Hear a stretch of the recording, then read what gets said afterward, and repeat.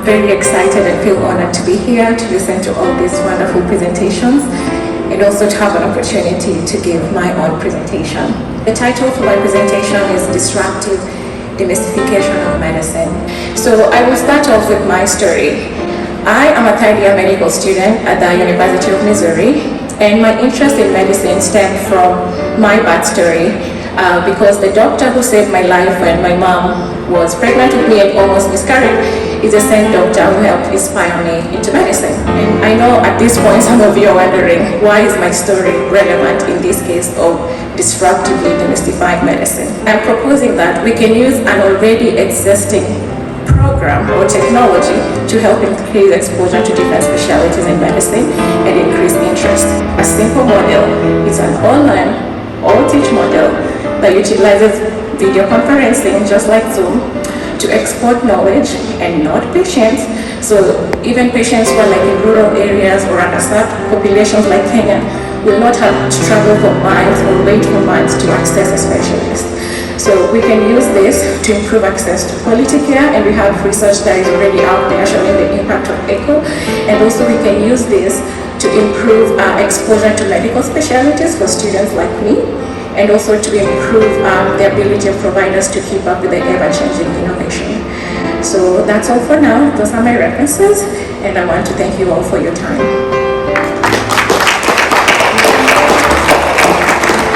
Thank you for your presentation, very interesting.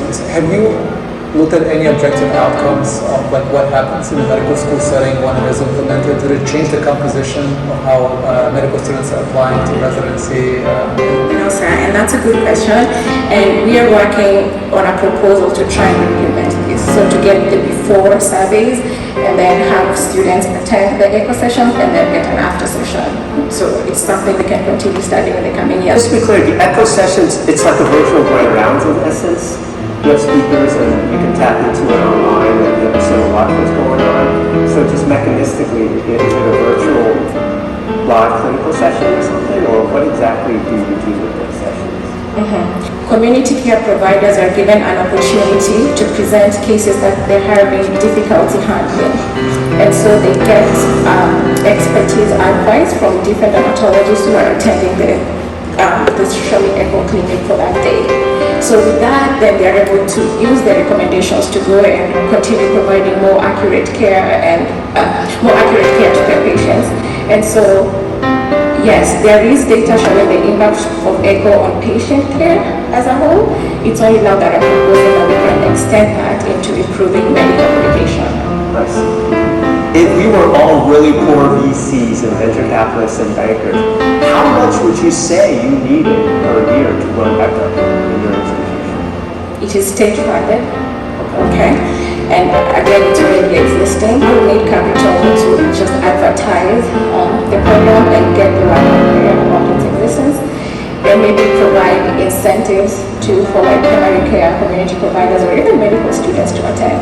But we don't need that much money. These are already existing programs, so it's just encouraging people to attend. And so many medical student-run clinics that are community-based that would be wonderful to tap into. And you start to use some of your medical student associations and these groups because they're quite powerful.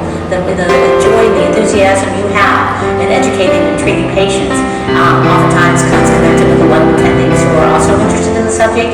And it takes a lot of work to go, but it really would be almost going school to school, medical school, and finding those leaders and seeing, through the dermatology, the different groups, and joining forces together to get those lectures and those cases, because there are many people out there, and it takes, I always would say it takes a village, but to group together, but they're out there. It's really pulling those groups through and finding those individuals, but they are there. It would help you out. It's a great project, a wonderful incentive for education. Yeah, thank you so much. Again, thank you for your time. Thank you. Thank you.